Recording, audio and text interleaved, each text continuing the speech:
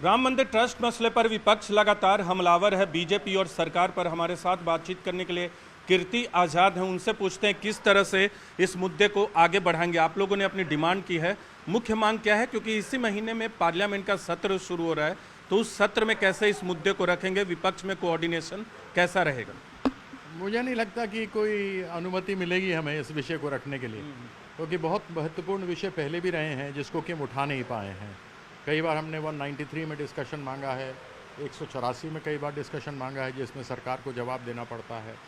तो मुद्दा तो रहेगा ही। यह बीजेपी तो 1989 के बाद राम को लेकर आई, उससे पहले तो इनको कुछ था ही नहीं, दिशाहीन लोग थे ये लोग।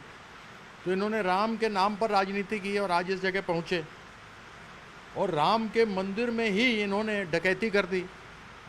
ये डकैती जिस आरएसएस के ये लोग अपने आप को कहते हैं कि हमें बड़ा गर्व है आरएसएस, वो जो मुखबिर थे अंग्रेज़ों के, तो उन्हीं के लोग हैं। उन्हीं लोगों ने डकैती की। वीएचपी भी वहीं से निकला हुआ है। तो ये सारा कुछ तो सामने है, प्रत्यक्ष को प्रमाण की आवश्यकता तो है नहीं। ये बार बार बोलते हैं कि राम मंदिर गए नहीं, राम मंदिर गए नहीं। अरे भाई, जो भगवान को माने वो भी हिंदू, जो न माने वो भी हिंदू, जो अंडा खाए वो भी हिंदू, जो न खाए वो भी हिंदू, जो राम मंदिर जाए वो भी हिंदू, मेरे जैसे जो कामाख्या जाते हैं और तारापीठ जाते हैं वो भी हिंदू। केवल राम मंदिर में जाने वाले हिंदू तो नहीं है। मैं तो शक्ति की पूजा करता हूँ, श्यामा तारिणी षोडशी भुवनेश्वरी भैरवी छिन्नमस्तिका धूमावती बगला मातंगी त्रिपुरा सुंदरी की। मैं तो सीता माँ के जन्म स्थान का हूँ, भगवान राम के ससुराल वाला हूँ। तो यह जो एक इन्होंने नैरेटिव तय कर दिया है ना, वो नैरेटिव केवल लोगों को भ्रमित करने के लिए। क्योंकि मुझे कई बार ये लगता है कि यदि हिंदू मुसलमान हटा दो, भारत पाकिस्तान हटा दो, घुसपैठी हटा दो, तो बीजेपी के पास बोलने के लिए क्या है? न तो ये महंगाई के बारे में बोलती है, न पेपर लीक के बारे में बोलती है, जो बच्चों के भविष्य बर्बाद हो रहे हैं उसके बारे में बोलती है, 1 लाख सरकारी स्कूल बंद हो गए हैं उसके बारे में नहीं बोलती है।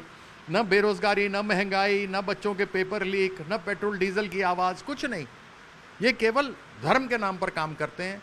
और उसी धार्मिक ट्रस्ट में इतनी बड़ी डकैती हुई, तो उसका तो सच तो आप खुद ही कह रहे हैं कि अनुमति तो नहीं मिलेगी, तो विरोध करेंगे कैसे इस मुद्दे पे? आप कह रहे हैं कि बीजेपी नैरेटिव सेट करती है, हिंदू मुसलमान भारत पाकिस्तान, तो नैरेटिव आप लोग कैसे सेट करेंगे इस मसले पे संसद के अंदर? नहीं, मुझे लगता है यह विषय बहुत ही महत्वपूर्ण है। विपक्ष एकजुट रहेगा इस पे? बिल्कुल, विपक्ष ने कह दिया है कि वे एकजुट रह करके लड़ेंगे, क्योंकि संविधान को बर्बाद करने में लगे हुए हैं ये लोग। 2/3 चाहते हैं, डिलिमिटेशन कराना चाहते हैं, 1 नेशन 1 इलेक्शन करना चाहते हैं, जो संविधान के विरुद्ध है। जब इन्होंने नाम पिछली बार डिलिमिटेशन में कहा कि महिलाओं को आरक्षण देंगे, अरे जब पहले ही महिला आरक्षण 2023 में हो गया था, उसी समय 543 में से 1/3 दे देते, तब दे सकते थे। हम तो कहते हैं 50% दो। तुम तृणमूल के अंदर देखो, 40% हमारी महिलाएं हैं जो सांसद बन करके आती हैं। तो यह इनके पास कुछ नहीं है, सरकार चला नहीं पा रहे। ये अलग अलग से जगह से जाके अवार्ड उठा करके ले आते हैं। उसके अलावा जो परिस्थिति देश में बनी है वो सब जानते हैं। आप लोग की मांग क्या होगी? एक सवाल ये है, क्योंकि मांग क्या करेंगे इस पूरे राम मंदिर ट्रस्ट वाले मसले पर? मुख्य मांगे क्या होंगी? नहीं, मांग तो यही है कि चंदा चोरी भी है, डकैती भी है। इसके लिए एक कोर्ट की, सुप्रीम कोर्ट की तरफ से सिटिंग जज की अंतर्गत एसआईटी होनी चाहिए। अब पीएम केयर्स के बारे में आप कुछ पूछ नहीं सकते। ये ट्रस्टी एसआईटी बनाती है, ये ट्रस्टी देती है, आगे 1 मिनट, डीएम को देती है जांच करने के लिए। डीएम इसका मेंबर है इस ट्रस्ट का। तो क्या हो गया? जज भी यही है, पुलिस भी यही है। लेकिन जो लोग इसमें हैं अभी ट्रस्ट में, उन पे किस तरह की कार्रवाई की मांग करेंगे? जांच तो अपनी जगह है, जिनका नाम अब तक सामने आए, इन सबों को रिजाइन करना चाहिए। ये ट्रस्ट के ऊपर भरोसा नहीं है। इनके गोपालगिरी जो ट्रेजरर हैं वो कहते हैं 3 दिन पहले, 4 दिन पहले इनका देखा था मैंने। इन्होंने कहा मेरे पास तो साइनिंग अथॉरिटी नहीं है, मैं तो चेक पे साइन कर नहीं सकता। वहाँ क्या हो रहा है पैसे के साथ में नहीं हो रहा मुझे मालूम नहीं है।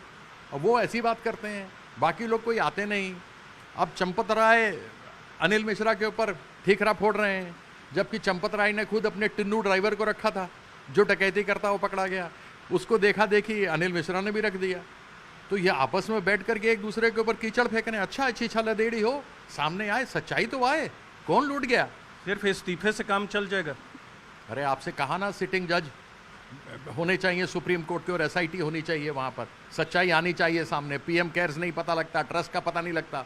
जब एक बार इलेक्टोरल बॉन्ड्स का भी नहीं पता लगता था, जब इलेक्टोरल बॉन्ड्स खुला तो सामने पता लग गया, जिसके पास ईडी भेज रहे हैं, जिसको जेल भेज रहे हैं, उन लोगों ने चंदे दिए और ईडी का खत्म हो गया सब कुछ। और उसके साथ में जेल से भी बाहर बरी हो गए। तो यही है इनका खेल, और इसके अलावा है क्या। तो बिल्कुल ये थे हमारे साथ टीएमसी के सांसद कीर्ति आजाद। साफ तौर पे कह रहे हैं कि संसद के सत्र में विपक्ष मजबूती से इस मुद्दे को उठाएगा, भले सरकार न उठाने दे, और मांग ये है कि सुप्रीम कोर्ट के सिटिंग जज में इस पूरे मामले की जांच हो और ट्रस्ट में जो लोग हैं वो सभी इस्तीफा दें। कैमरा पर्सन नीरज तिवारी के साथ नीरज कुमार, न्यूज़ 18 इंडिया, दिल्ली।